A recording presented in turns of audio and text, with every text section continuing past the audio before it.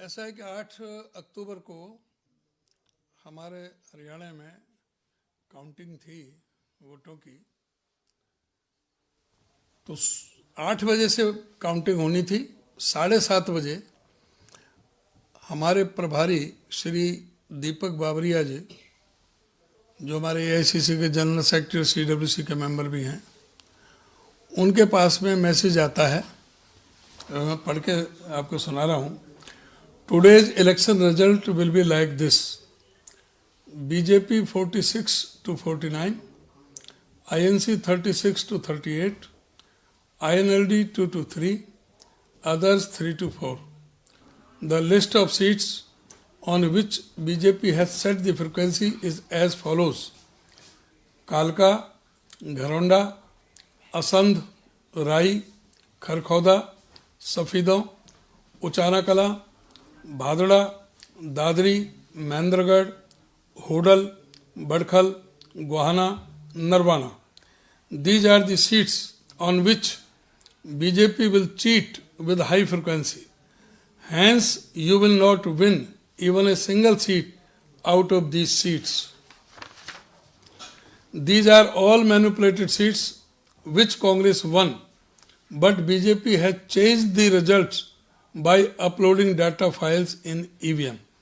Therefore, there may be 2 to 3 seats different from the numbers given by me, but the result will be same as I have given the figures above. 7:30 AM, 8 October.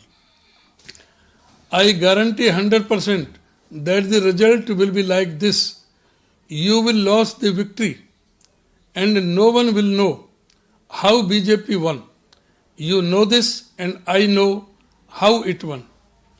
7:35 AM, counting से 25 minute पहले। आज आपको पता चल जाएगा evening को कि मैं हवा में बात नहीं करता। 7:39 AM। ये तीनों मैसेज काउंटिंग स्टार्ट होने से पहले के हैं। और नेक्स्ट मैसेज उनका नेक्स्ट डे 9 अक्टूबर को आया 11:44 पे। There were 14 more seats which you won but lost.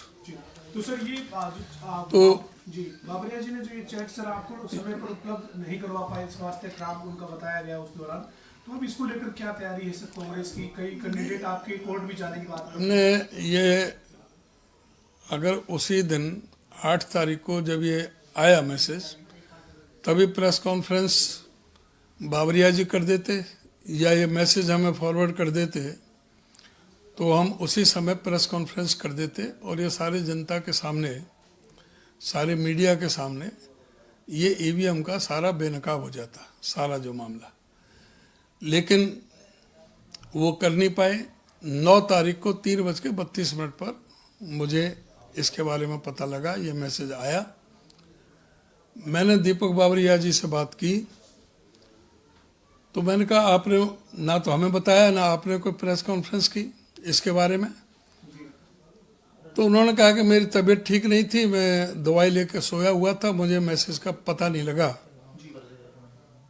मैंने तो नेक्स्ट डे देखा, मुझे तो 9 तारीख को देखा मैंने, जब मैंने जयदीप धनखड़ को भेजा, जयदीप धनखड़ ने मुझे भेजा। तो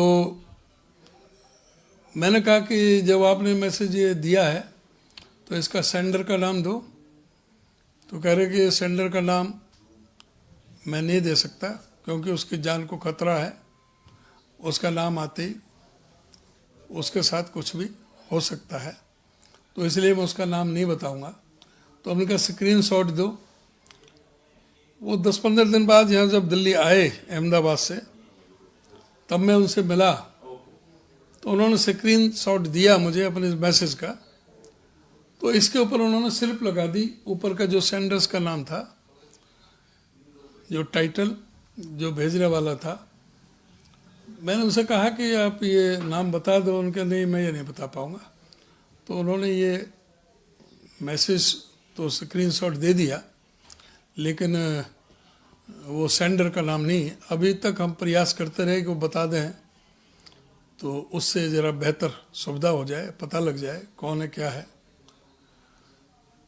उसके बाद मैंने अपने कांग्रेस नेतृत्व को भी इसके बारे में मेल कर दिया, सारी स्थिति से अवगत करा दिया था, क्योंकि वो बिजी थे महाराष्ट्र और झारखंड में, तो इसलिए इस पर कोई चर्चा नहीं हो पाई। और दीपक बाबरिया जी से हम प्रयास करते रहे, उन्होंने नाम नहीं बता पाए। अब हमें इलेक्शन पिटीशन तो डालना ही था, उसका डेट आ गई थी, 22 तक इलेक्शन पिटीशन डालने हैं, तो आज 20 तारीख हो गई, तो कल हम इलेक्शन पिटीशन डाल रहे हैं, और भी हमारे साथी कई कुछ एक डाल रहे हैं। तो इसलिए अब इस मैसेज को जब हम हाई कोर्ट में डाल रहे हैं, तो इसको प्रेस में देने से हमें कोई दिक्कत नहीं।